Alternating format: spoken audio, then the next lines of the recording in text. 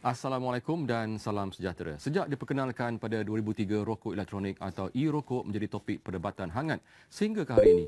Ada pihak yang menyokong penggunaan e-rokok dengan menganggapnya sebagai alternatif untuk berhenti merokok secara beransur-ansur. Namun ada juga yang membantah keras dengan mendakwa rokok elektronik bukan sahaja menyebabkan risiko kesihatan, malah mewujudkan kumpulan perokok baru terdiri daripada remaja dan wanita. Polemik ini berlaku di seluruh dunia.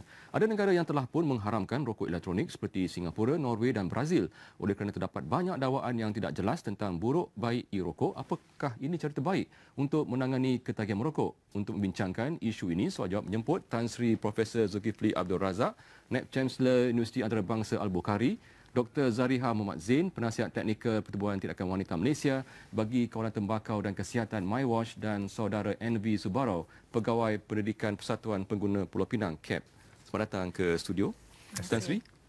Ya, saya nak tanya Tan Sri dulu tentang bagaimana agaknya fungsi rokok elektronik ni, rokok elektronik ni.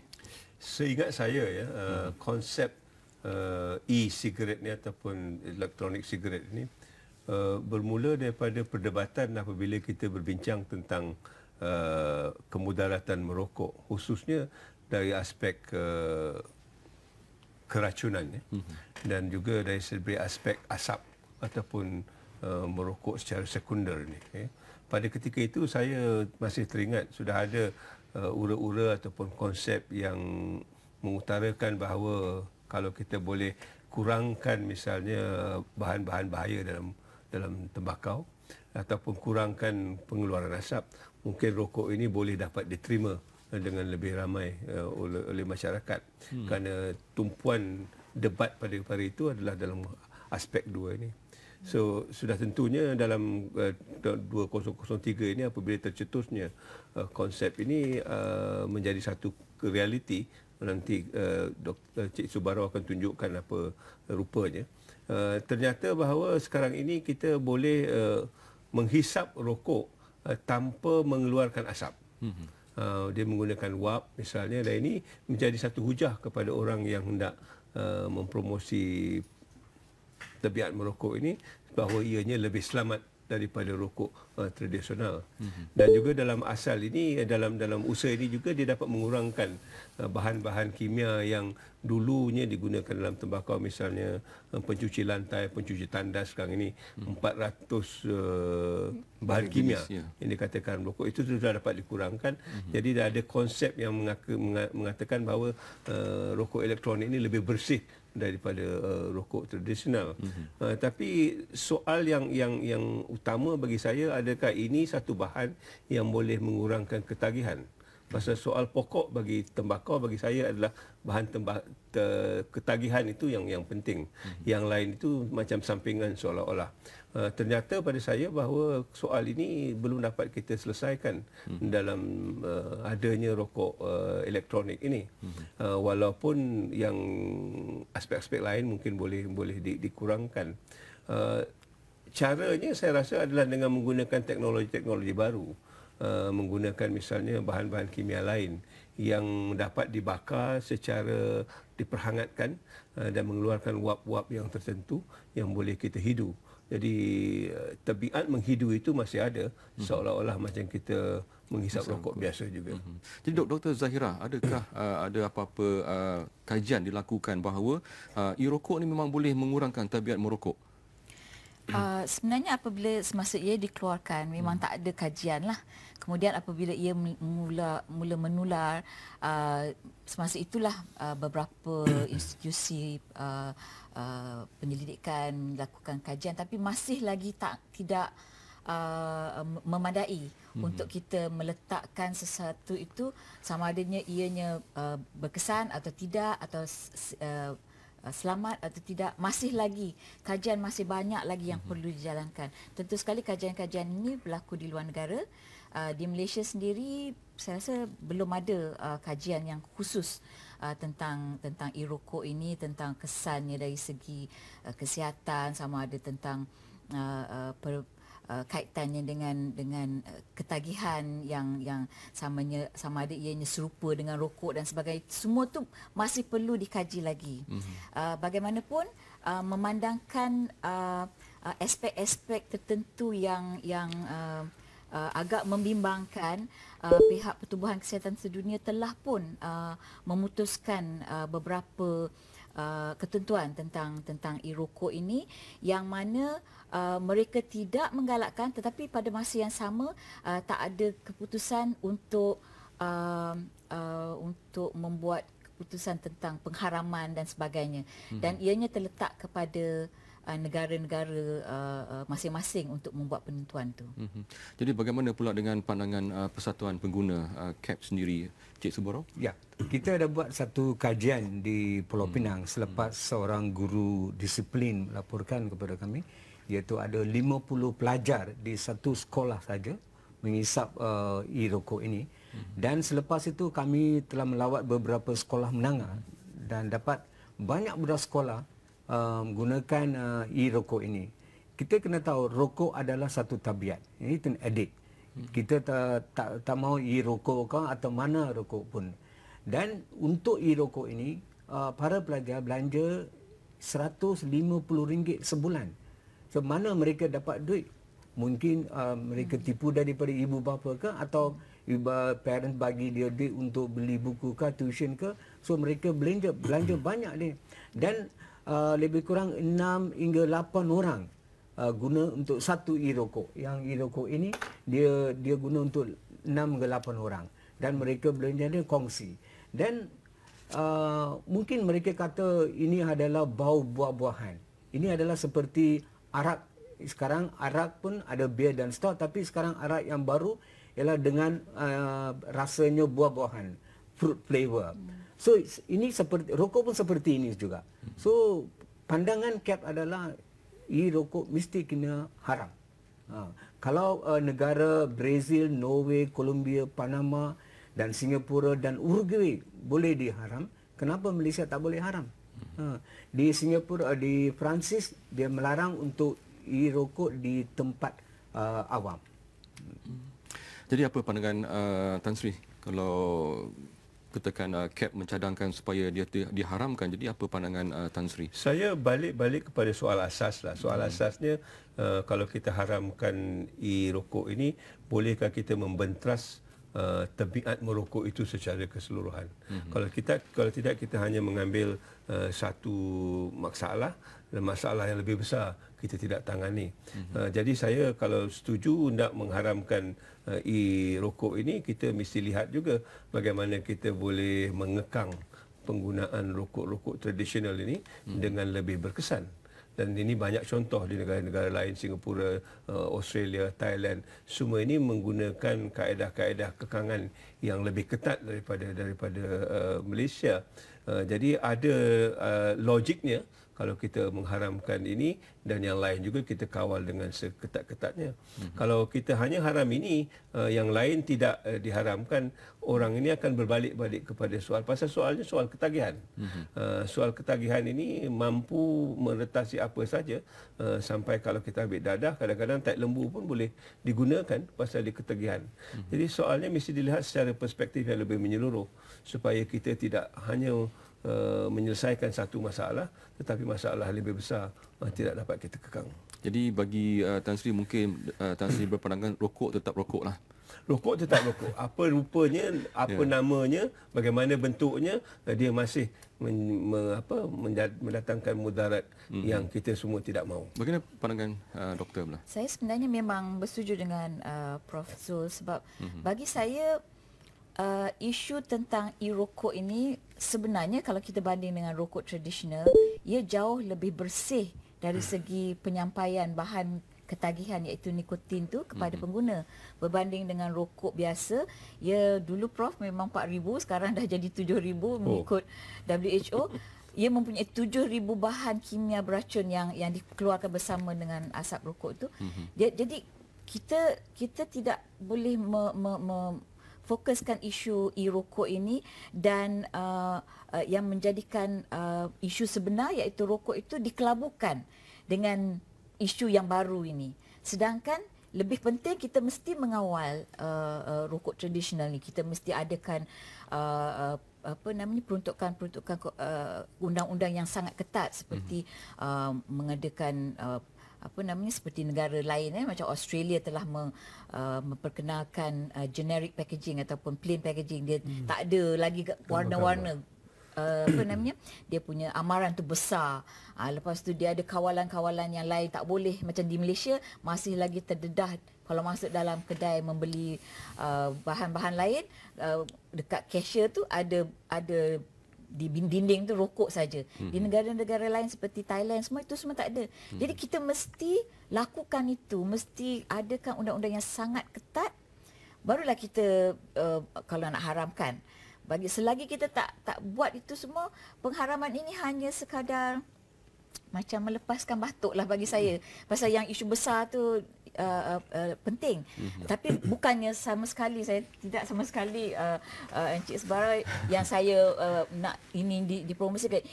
Pasal bagi saya e-cigarette juga perlu dikawal seketat-ketatnya seperti mana kerajaan mengawal penjualan nicotine replacement therapy yang macam patch atau chewing gum. Dia mesti dikawal seketatnya. Tak boleh beli sesuka hati di pasar-pasar raya dan sebagainya. Tapi kita dah ada Akta Racun 1952 dan rokok elektronik itu tertakluk pada akta tersebut, dan juga Peraturan Kawalan Dadah dan Kosmetik 1984. Jadi maknanya peraturan tu dah ada, akta tu dah ada. Jadi apa agaknya yang perlu kita buat lagi? Ya, macam nikotin ini dia liquid. Yang pekedai kata daripada cap yang saya yang beli, dia kata ada high level of nicotine. Tapi dia jual kedai itulah gift shop. Kedai yang berjual hadiah-hadiah. So siapa-siapa pun boleh pergi, orang umur 12 pun boleh beli. Dia tak tanya adakah you perokok atau tak rokok. Dan sekarang mengikut kajian Kementerian Kesihatan, hari-hari tiap-tiap hari 50 belia yang bawah 18 umur dia isap rokok. Dan rokok ini kita ada lebih. Kalau kita tak haram, mungkin nanti satu hari mungkin kita akan belanja ribu-ribu untuk mendidik kepada belia atau perokok tentang rokok ini. So dengan kerajaan mungkin atau Kementerian Kesihatan ke yang jabatan lain mesti dia buat kawal. Atau jangan jual. Mungkin kalau dia nak jual benda ni kedai gift shop dan ini dia jual hanya farmasi, tapi dia sekarang satu kedai yang gift shop jual barang ini. So itu yang tak patutlah. Jadi bagaimana pula sekiranya kalau pada asasnya elektronik rokok ni adalah untuk mengurangkan tabiat merokok, untuk membuang tabiat merokok. Tapi sekiranya kalau orang penggunanya menggunakan rokok tapi tabiat tak ada, dia menggunakan adalah untuk sebagai amalan dia, macam rekreasi, trend rekreasi. Jadi tidakkah purpose dia punya tujuannya untuk mengurangkan tabiat merokok ataupun untuk mengekang tabiat merokok tu takkan mencapai matlamatnya juga? Saya setuju. Kalau kita lihat sejarah rokok ni, rokok tembakau yang tradisional itu dulu dipromosikan sebagai satu lifestyle, cara hidup. Hero-hero saja yang isap rokok. Orang-orang yang ternama saja isap rokok. Orang-orang biasa tidak boleh. Ini satu benda-benda yang lebih eksklusif sebenarnya. Dan gaya kita pegang rokok itu, semua ini ada lifestyle yang menginginkan orang-orang biasa merokok. Saya rasa e-cigarette ini pun sudah masuk kepada cara ini secara elektronik yang agaknya lebih trendy dengan anak-anak remaja yang lebih ampuh dengan elektronik. Satu juga lifestyle bagi mereka, walaupun mahal macam mana, macam juga handphone, macam juga tablet yang lain, mereka akan cuba beli kerana ini satu lifestyle yang baik bagi mereka ataupun sekurang-kurangnya itu difikirkannya. Dan dianya masih ada tabiat merokok. Saya ingat masa kita berhujah dulu, this lifestyle memegang rokok itu adalah salah satu daripada tabiat yang paling suka hendak dibuang. Sebab itu kadang-kadang dia suruh pakai patch. Dia tidak berkesan sangat pasal dia masih dengan jari dua ni dia tak tahu apa nak buat. Macam mana dia nak kawal. Dia dah biasa. Dah biasa dengan tu. So saya rasa memang dalam strateginya lah bagi saya, sekurang-kurangnya ada elemen lifestyle ini, elemen yang mengajak budak-budak satu cara hidup yang agak lebih sesuai dengan cara hidup mereka, yang menjadikan e-cigarette ini lebih menarik bagi remaja-remaja baru. Jadi doktor, kalau mengikut daripada kajian yang dilakukan bahawa e-rokok ni pun mengandungi nikotin. Ya. Jadi nikotin tu adalah satu bahan yang menagih, menyebabkan ketagihan. Dan juga ada dakwaan mengatakan ia juga bersifat karsinogen yang boleh menyebabkan kanser. Jadi apa pandangan doktor tentang e-rokok ni, juga penyebab kepada kanser dan juga ketagihan? Sebenarnya memang ianya dikatakan mengandungi nikotin. Tetapi kalau kita lihat ada juga e-rokok yang dilabelkan sebagai tak ada nikotin. Ia hanyalah sebagai mungkin perasa-perasa tertentu. Itu yang kita perlukan kajian lanjut, sebab Kementerian Kesihatan pernah membuat sampling dan kita lihat sebenarnya yang kata tak ada tu pun sebenarnya ada. Jadi bila dia mengandungi nikotin, ia sebenarnya tertakluk kepada akta racun. Dan Kementerian Kesihatan boleh ambil tindakan terhadap bahan itu kerana ianya perlu dikawal sebagai racun kelas C, tak salah saya, racun kelas C. Jadi tapi yang isu tentang karsinogen tu kita masih lagi, kita tidak pasti macam ada propylene glycol dan sebagainya. Sama ada e-rokok boleh menyebabkan kanser, itu memerlukan macam cohort study yang agak jangka panjang untuk memastikan ini menyebabkan kanser. Tetapi kalau propylene glycol sahaja, tidak ada linkage yang jelas berbanding dengan rokok yang mempunyai sekurang-kurangnya 50 jenis karsinogen. Jadi balik kepada apa yang Prof bangkitkan tadi, sebenarnya memang e-cigarette ni lebih bersih berbanding dengan rokok biasa. Tentu sekali nikotin adalah bahan yang menagihkan, tetapi sekiranya ianya digunakan oleh orang yang memang sudah ketagih, ia tidak mendatangkan apa-apa perbezaan yang ketara. Tetapi jika ianya digunakan oleh orang yang tak pernah ketagih tetapi menggunakannya sebagai satu kira batu loncatan untuk terus berpindah kepada menggunakan rokok kemudian, itu masalah.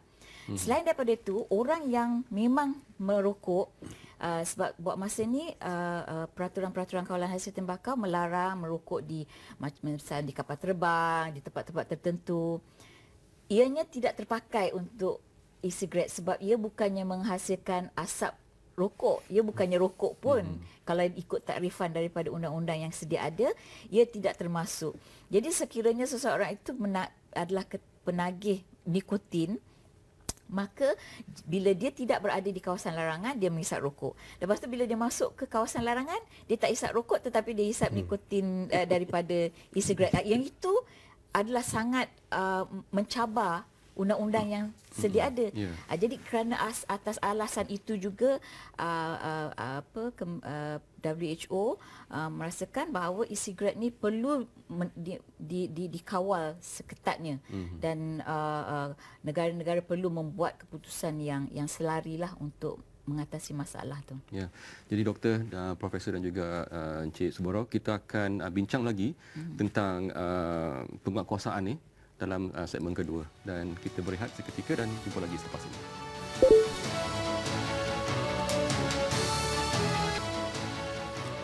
Terima kasih kerana anda masih bersama Soal Jawab.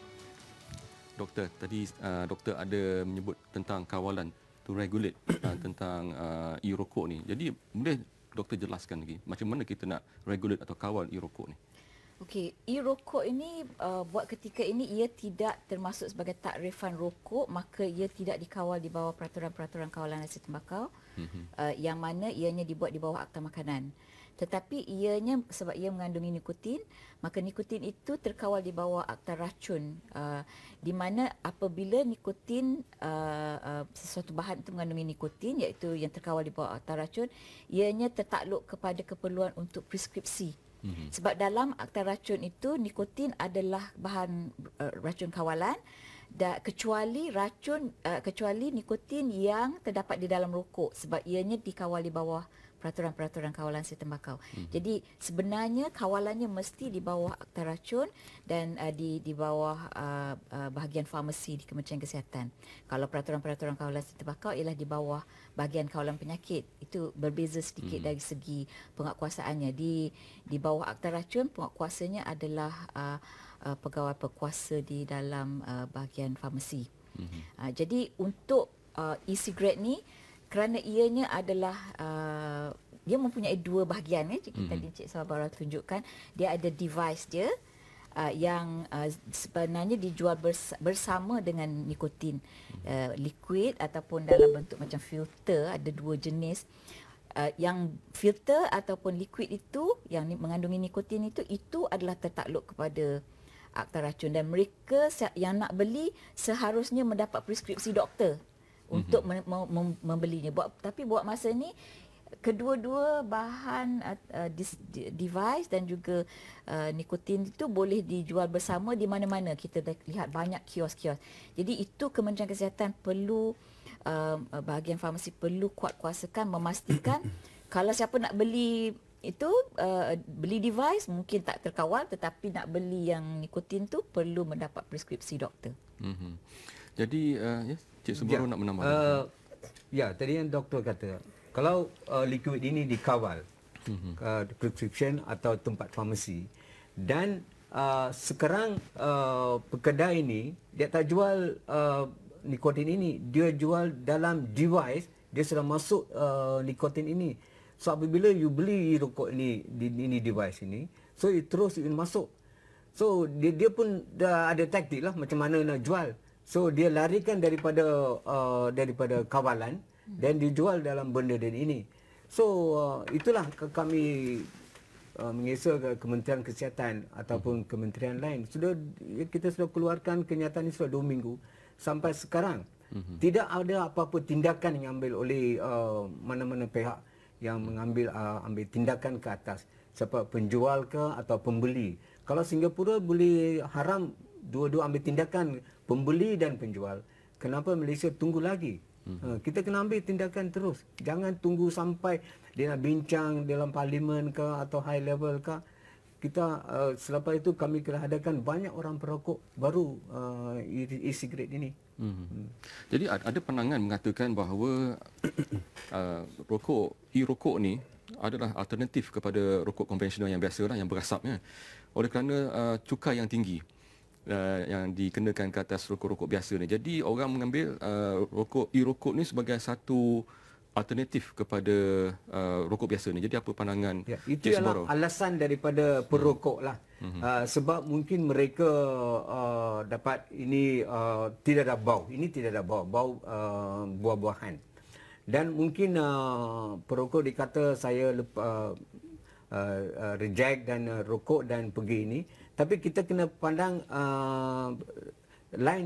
Kita ada new smoker. Kita sudah new smoker yang isap ini lebih daripada yang letak daripada rokok.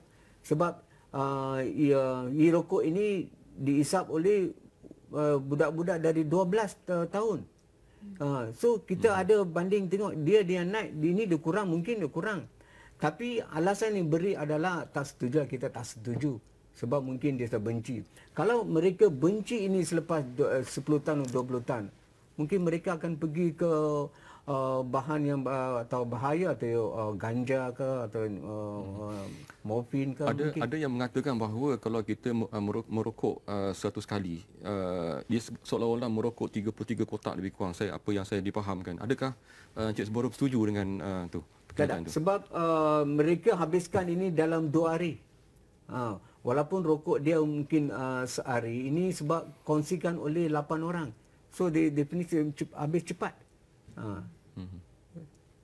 Jadi Profesor, sekarang ni apa yang kita tahu, kerana tidak adanya kawalan dan untuk regulate untuk mengawal e-rokok ni, ada syarikat-syarikat besar yang dah melabur dalam e-rokok ni, memandangkan e-rokok ni mungkin orang kata akan mengambil alih rokok-rokok yang biasa ni disebabkan oleh cukai yang tinggi dan sebagainya. Jadi apa pandangan Prof? Saya pasti ini saya rasa bukan satu benda yang kebetulan. Ini seperti mana saya kata awal tadi adalah satu jalan keluar untuk menampung perniagaan rokok yang cukup lumayan. Dan mereka memang cukup kreatif dalam ini. Misalnya saya teringat apabila kementerian meletakkan gambar di kotak, mereka sediakan sarung beli rokok, sarung ni siap sekali. Di sarung saja gambar tu tak nampak. Jadi mereka sentiasa agaknya 3-4 langkah ke hadapan daripada apa yang berlaku sekarang ini. Dan saya percaya ini mungkin satu cara yang nanti apabila e-rokok ini sudah meluas, mereka akan membeli dan menjadikannya satu lagi cara hidup bagi masa hadapan. Jadi soal apabila ditanya tadi soal tentang penguatkuasaan, itu satu bab, tetapi satu lagi bab adalah soal pendidikan. Ini balik-balik bukan saja kepada soal rokok, tapi soal dadah dan bahan-bahan yang berbahaya yang lain. Kita wajar mendidik anak-anak muda kita supaya mereka tahu membezakan apa yang baik, apa yang tidak baik dalam bentuk apa saja, dan datang dengan cara mana apa saja. Pendidikan inilah saya rasa yang perlu diketengahkan, yang perlu dihebahkan supaya mereka sendiri nanti boleh membuat keputusan yang wajar untuk menjaga kesihatan mereka sendiri, tidak kira apa yang berlaku di persekitaran mereka. Apa pandangan doktor? Saya setuju bahawa pendidikan itu sangat penting. Tetapi banyak kaedah kawalan tembakau ini dia bukan one track saja, perlu multi prong. Di mana pendidikan perlu di support, disokong dengan enabling environment. Misalan undang-undang, kalau ada isu-isu lain seperti polisi-polisi tertentu termasuk taxation policy dan sebagainya, itu semua merupakan kaedah yang perlu berlaku secara serentak, dan pendidikan perlu diberi fokus. Jadi tetapi ia bukannya one track saja, bukan satu saja, perlu ada persekitaran yang menyokong supaya sesuatu tabiat itu menjurus kepada satu jalan yang kita kehendaki. Jadi perlu berlaku serentak. Tadi doktor ada sebut berkenaan dengan peraturan larangan, tempat larangan merokok. Jadi bagaimana dengan definisi e-rokok ni dengan rokok biasa yang berasap dengan wap? Kalau kita ketika rokok dalam kapal terbang contohnya. Kalau ikutkan di Malaysia kita ada peraturan kawalan hasil tembakau 2004.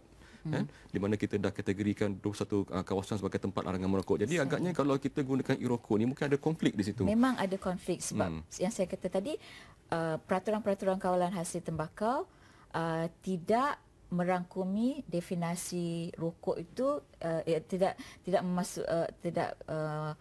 turut melipatkan e-cigarette, e-rokok, sebab ianya tidak menepati definisi rokok yang kita letak di dalam peraturan-peraturan kawasan tembakau.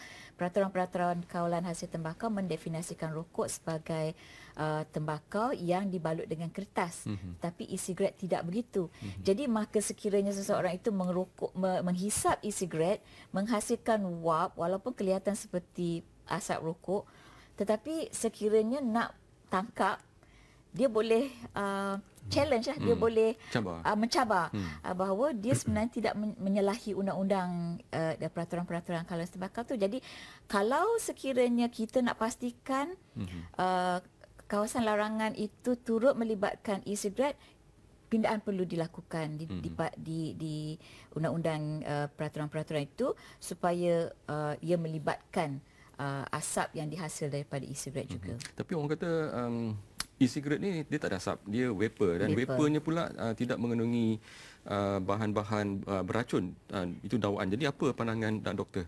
Dia bukannya tak ada langsung, ada, memang dia ada nikotin, dia ada mungkin vaporized propylene glycol dan sebagainya, dan apa-apa bahan lain yang dimasukkan, tetapi tidaklah sampai 7,000 macam rokok tu. Jadi dan bahan-bahan ini pun kita tidak boleh kata ianya adalah alternatif yang selamat. Sebab apa?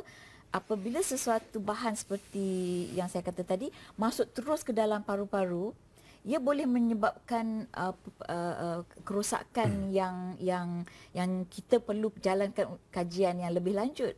Jadi itu semua kita belum tahu. Jadi daripada kita nak tunggu sampai sesuatu keadaan, misalnya dah berlaku kanser di kalangan perokok elektronik, itu barulah kita nak ini. Jadi itu bukan satu tindakan yang wajar lah. Jadi macam mana pun seperti yang dibincangkan, e-cigarette perlu dikawal seketat-ketatnya seperti mana kita nak kawal rokok. Tapi kalau kita nak kawal, mesti ada clinical proven Contohnya ini memang bahaya, tak boleh kita hisap di halayak ramai. Vapor dia mengandungi bermacam-macam jenis bahan-bahan yang merosakkan badan. Contoh macam asap, ada secondary smoker contoh. Bagaimana kita nak define, nak mendefinisikan bahawa ini memang bahaya, tak boleh merokok di halayak ramai, e-rokok ni. Tapi sebenarnya undang-undang tu, of course, apa-apa yang kita buat perlu ada disokong dengan evidence ataupun maklumat yang saintifik misalnya. Tetapi ini memang sudah jelas ia boleh menyebabkan ketagihan, sudah tentu, dan ia jelas sekali adalah bahan kawal di bawah Akta Racun. Jadi bagaimanapun memang perlu kawal. Jadi dan memang sebenarnya banyak polisi dan tindakan yang dilakukan sebenarnya kadang-kadang tidak berasas pada evidence pun. Macam kalau kita pergi masuk hotel, dilarang membawa durian ataupun dilarang membawa manggis. Apa evidence ianya jadi itu adalah subjektif. Tetapi dari segi aspek e-cigarette ni, nikotin sudah jelas adalah di bawah Akta Racun. Ia perlu dikawal seperti mana akta bahan-bahan lain di bawah Akta Racun. Jadi Encik Subaraw macam mana? Bagaimana agaknya? Saya setuju dengan Tan Sri, pendidikan adalah important. Mungkin kita boleh dari sekolah, dari sekolah rendah, kita boleh mendidik tentang bahaya rokok. Dan tentang kajian, kita sudah ada bukti di the European Respiratory dan juga di nikotin ni, dia sudah ada banyak, nikotin sudah ada banyak, dia orang proof. So kita tak payah tunggu lagi pergi ke check dengan apakah nikotin dan level dan semua ni. Dan lagi satu, apabila kami buat kajian tentang budak-budak sekolah ni, tadi yang doktor kata tentang diethylene glycol ini, dia nama saintifik. Banyak budak-budak ni tak faham. Sebab nama semua, mungkin dulu dia tak ada nata, nikotin semua, sekarang tak ada, sama saintifik. So dia ingat ada siapa yang peduli tau. So itu kena faham. So itu kena didik kepada para pelajar ataupun belia ini. Ini adalah bahaya, ini adalah kimia. So mungkin setelah itu kita boleh kurangkan tabiat merokok, atau e-rokok ke, atau konvensional rokok ke, atau mana-mana benda lah. Jadi mungkin kita ada macam doktor sebut tadi, macam kawalan di kotak rokok ada sebut nikotin berapa peratus dan tarnya berapa. Juga dalam e-rokok pun kita kena sebut apa, this is apa dia punya propylene glycol ke. Tapi di dalam liquid ni dia tak sebut. Dalam tu tak sebut. So mungkin kalau e-rokok ini, kalau rokok kita kena taruh pictorial danger, tapi e-cigarette ini mana kita kena letak? Tak ada. So mungkin the new regulation should be there lah. Mungkin, dan juga pihak kementerian atau jabatan-jabatan kena main important role untuk kawal e-rokok ini. Jadi mungkin Profesor nak tambah ni. Saya soal ini bila ada benda baru, saya rasa kita mesti melihatnya daripada perspektif baru. Susah kalau kita ada benda baru dan kita cuba guna barang lama untuk menyokong benda baru ni. I think there must be a redefinition. Even this whole nicotine, bagi saya sejak dulu saya rasa this is a drug of abuse. It is not even a dangerous drug. Satu drug yang dadah berbahaya. Kalau kita boleh redefine begitu, mungkin kita boleh lihat masalah ini dalam konteks yang agak berbeza. Tapi kalau kita cuba nak masukkan dalam konteks yang dah ada, mungkin sukar. Dan kita tidak mencapai. Di kapal terbang pun gambar rokok yang dia kata itu masih rokok lama dengan asapnya. Jadi benda ni tidak termasuk dan terangkum. Itu juga mesti dilihat dan ditukar supaya benda ini dapat kita tangani dengan lebih mungkin tidak ada satu macam pengiktirafan daripada WHO ke yang satu badan yang besar untuk mencakapkan bahawa dulu kita rokok berbahaya, sekarang ni mungkin e-rokok berbahaya kepada kesihatan. Slogan-slogan tu tidak dikeluarkan oleh WHO contoh seperti itu. Jadi tidak ada reference, tidak ada rujukan. Kemungkinan tapi WHO sudah terang, dia bukan recommend alternative to the rokok. Dia sudah terang, dia confirm on that. So mungkin jabatan atau kementerian kena main important role, membuat rokok ini bahaya rokok atau device atau kawal. Mungkin kita boleh kurangkan pembelian atau rokok baru untuk e-rokok. Jadi Profesor, Doktor dan juga Encik Subaraw, kita berehat sekali lagi dan kita jumpa lagi selepas ini.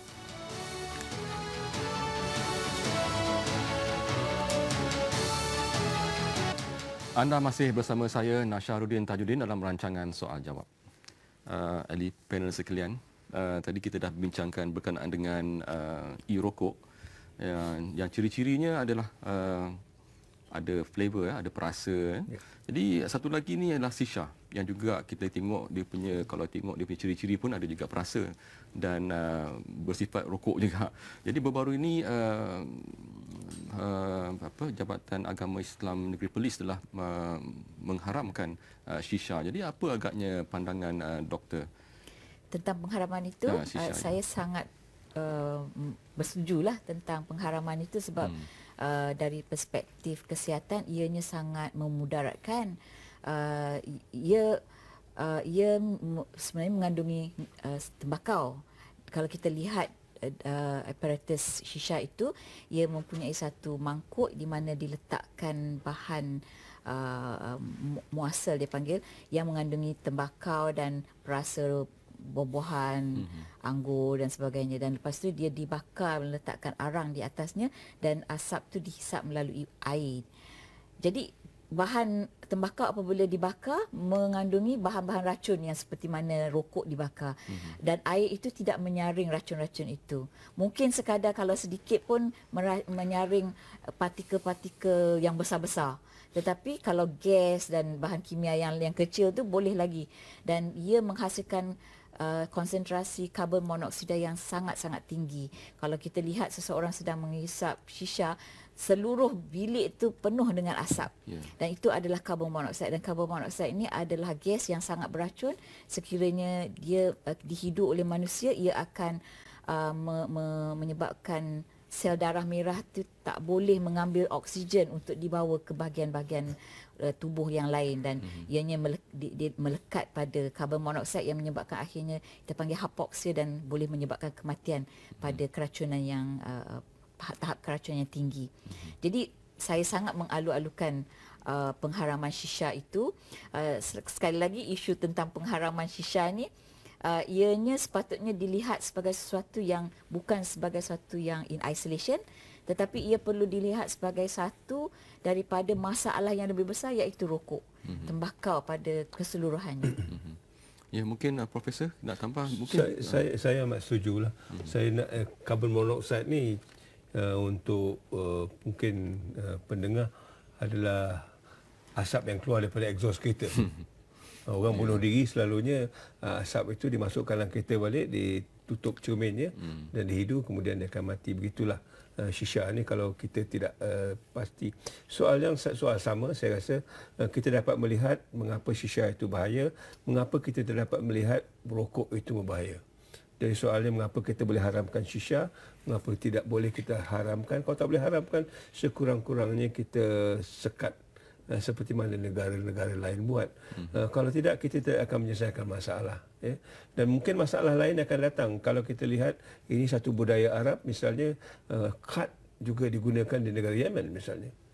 Digunakan dengan cara meluas. Ini nanti akan datang ke sini juga sebagai satu lagi contoh yang kita boleh menggunakan bahan berbahaya dalam konteks umpama ini.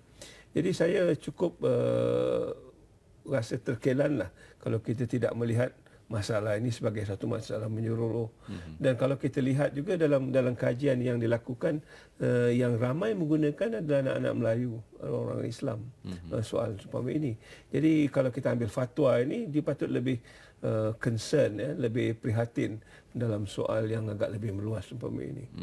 Bagaimana dengan Cik Subro sebagai persatuan pengguna? Ya, Syah ni patutnya bukan kebudayaan Malaysia atau kebudayaan kita, ini kebudayaan Barat. Dan shisha ini banyak diadakan di seafood restaurant. Di Pulau Pinang pun ada kedai-kedai makanan.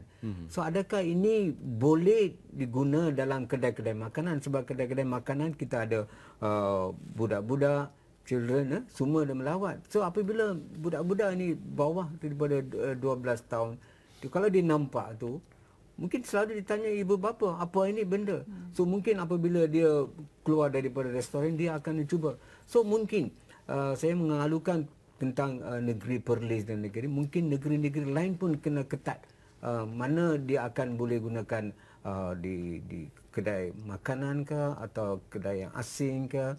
So dalam aspek itu mungkin kita kena kaji tengoklah apakah undang-undang dulu mungkin di mana dia boleh digunakan. Jadi doktor, saya nak tanya doktor, tadi kita bersentuh tentang kawalan. Macam shisha ni tembakau dia dijual. Tidakkah dia juga tertakluk kepada kawalan racun ataupun peraturan kawalan dadah dan kosmetik 1984? Dia sepatutnya dikawal di bawah peraturan-peraturan kawalan hasil tembakau sebab ia adalah tembakau. Sebab di bawah peraturan itu dia bukan saja merangkumi rokok tetapi produk-produk tembakau lain, termasuklah shisha, tembakau potong, cerut dan sebagainya. Jadi misalnya kalau keperluan untuk tidak boleh menghisap di kawasan larangan merokok, menghisap shisha pun dilarang sebab itu merokok di kawasan larangan. Jadi ia boleh diambil tindakan. Tapi kalau di restoran, sebenarnya restoran ada pula dalam undang-undang itu yang membolehkan merokok di kawasan tertentu. Jadi sekiranya itu dipatuhi maka kita tak boleh ambil tindakan. Jadi dan isu tentang pembelian atau penggunaan oleh orang di bawah umur 18 tahun, ia sebenarnya terpakai di bawah peraturan-peraturan kawalan hasil tembakau. Tetapi banyak juga peruntukan di bawah undang-undang yang sama ini tidak terpakai untuk produk tembakau selain daripada rokok. Misalnya keperluan untuk meletakkan tanda amaran bergambar yang besar tu, ia tidak terpakai untuk produk tembakau yang lain selain daripada rokok. Jadi termasuklah shisha ni.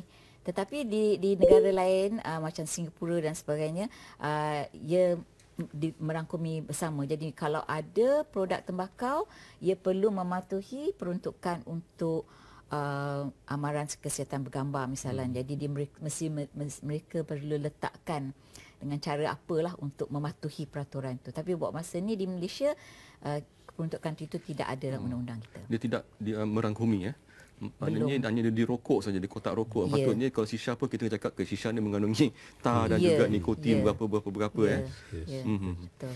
Jadi doktor, saya nak menyentuh berkenaan dengan e-rokok tadi tu. Adakah e-rokok ni telah dilulus dan didaftarkan oleh Biro Pengawalan Farmaseutika Kebangsaan? Sebenarnya belum. Ianya sebelum ini mana-mana ubat-ubatan yang akan dijual, kalau Profesor, kalau saya silap tolong betulkan, perlu mendapat kelulusan Kementerian Kesihatan melalui Biro Pengawalan Farmaseutika Kebangsaan BPFK di bawah Kementerian Kesihatan. Jadi saya dimaklumkan bahawa pengimport e-cigarette ini pernah pada satu ketika dulu memohon, tetapi dia tidak mengatakan dia mengandungi nikotin yang merupakan bahan terkawal di bawah Akta Racun. Jadi maka jawapan oleh BPFK ketika itu ialah ia tidak termasuk di bawah kawalan mereka. Jadi mereka pihak industri pengimport ini menggunakan surat itu untuk menjual secara meluas. Tetapi kita dah tahu bahawa majoriti, kebanyakan daripada e-cigarette ini yang kita lihat dia sebagai cecair dan cartridge dan sebagainya mengandungi nikotin. Jadi sebenarnya tanpa pendaftaran, pihak kementerian bahagian farmasi boleh merampas semua bahan-bahan itu yang berada di pasaran sekarang ini kerana mereka menjual bahan itu, bahan terkawal itu secara tidak sah, secara illegal lah. Dia boleh mengambil tindakan dengan merampas. Jadi isu tentang sama ada nak rampas device dia sekali, mungkin itu terpulanglah pada kementerian, tapi sudah tentu bahan nikotin yang terdapat dalam yang botol tu ataupun dalam cartridge tu ataupun dalam filter boleh dirampas, dan pihak Kementerian Kesihatan perlu lakukan itu. Jadi pada pandangan doktor, e-rokok ni perlu didaftarkan? Ia mesti didaftarkan. Ia sekiranya kita nak teruskan membenarkan ianya dan tidak mengharamkan seperti yang dianjurkan oleh KAP, ia mesti didaftar. sekiranya tidak didaftar, pihak kementerian perlu mengambil tindakan tegas dengan merampas semua bahan-bahan yang dijual di luar sana kerana ianya dijual secara tidak sah. Jadi bila dah didaftarkan baru boleh dikawal, diregulate macam tu? Ya, kalau dia didaftarkan, ia termasuk di bawah akta racun, maka sekiranya sesiapa yang nak beli kena mendapat prescription doktor.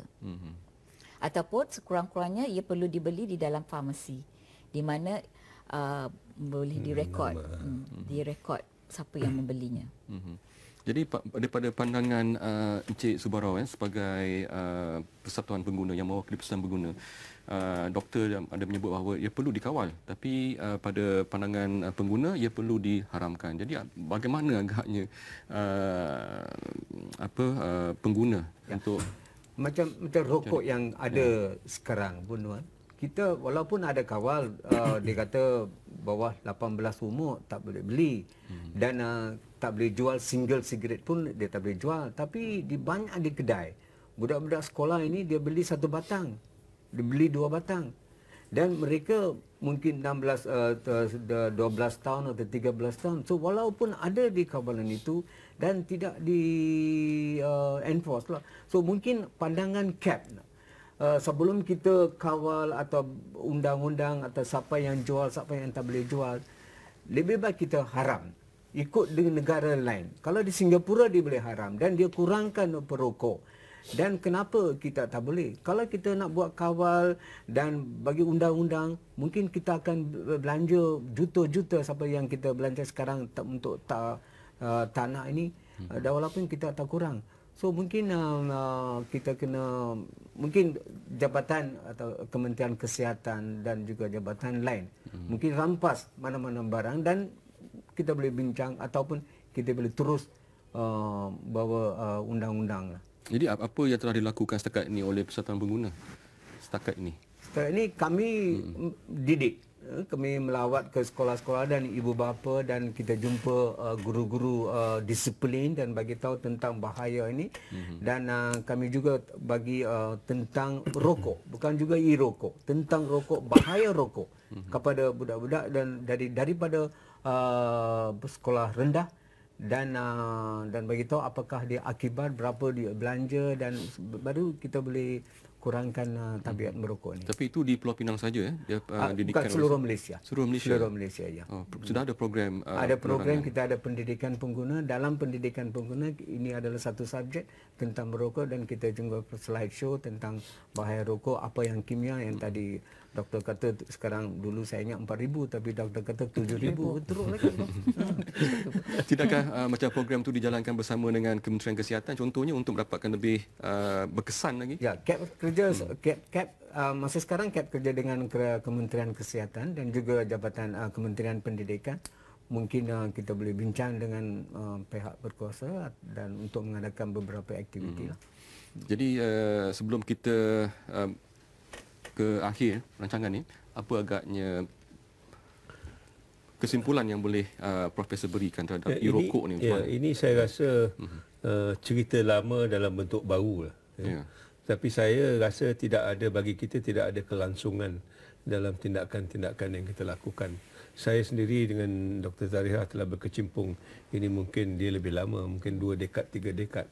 Tapi kita tidak nampak kesannya yang agak boleh kita banggakan lah. Dalam setahun 2 ini agaknya lebih mendap daripada soal ini. Kita ada dulu kempen tak nak, kempen tu pun dah ke mana saya tak tahu.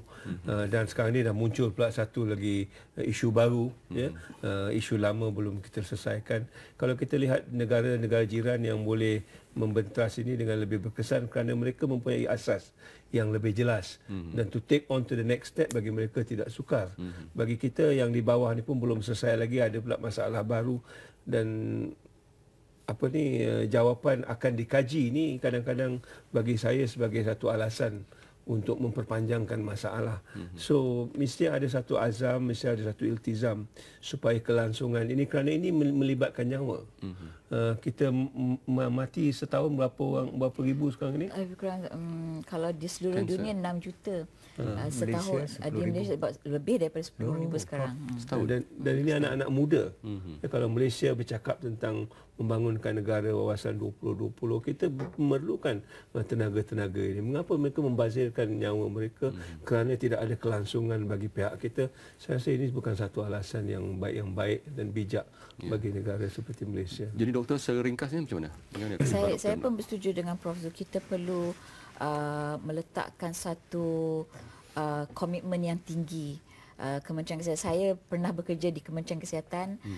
Banyak isu-isu berkaitan dengan kawalan rokok dan produk-produk seperti ini bukan hanya tertakluk kepada Kementerian Kesihatan saja, tetapi melibatkan agensi-agensi kerajaan yang lain. Dan kadang-kadang Kementerian Kesihatan seperti Lone Ranger, dia seorang-seorang aja. Dan kerajaan Malaysia sebenarnya adalah parti kepada satu convention antarabangsa yang dipanggil Framework Convention on Tobacco Control, di mana keseluruhan kerajaan Malaysia perlu mematuhi peruntukan-peruntukan dalam perjanjian itu. Dan Malaysia sebenarnya masih lagi sejauh lagi yang perlu kita lakukan bagi mencapai agar kita menepati semua peruntukan di dalam perjanjian itu. Cik Seberapa? Ya. Ini adalah satu perkara yang penting, dan peranan bukan saja NGO atau CAP atau Kementerian Kesihatan, peranan ibu bapa yang mustahak. Mungkin mereka kena tahu apakah anak-anak dia pergi masuk, adakah dia isap rokok, dan juga pertubuhan-pertubuhan lain. Mungkin mereka boleh mengadakan aktiviti tabiat merokok, ialah ada satu mustahak, kerana tadi yang kata kita 8 second, tiap-tiap 8 second seorang mati tabiat rokok di seluruh dunia. So kita kena mengurangkan, untuk mengurangkan kita kena duduk dan bincang atau tengok hal ini, dan mungkin kita ada banyak aktiviti tentang tabiat rokok. Ya. Jadi terima kasih saya ucapkan kepada Profesor Tan Sri Zulkifli Abdul Razak, Naib Chancellor Universiti Antarabangsa Al-Bukhari, Dr. Zariha Muhammad Zain, penasihat teknikal pertubuhan tindakan wanita Malaysia bagi kawalan tembakau dan kesihatan MyWash, dan juga Encik NB Subara, Pegawai Pendidikan Persatuan Pengguna Pulau Pinang, dan banyak juga kita sudah memberi penjelasan ya. Rancangan soal jawab tiba di penghujungnya. Salam hormat dan salam.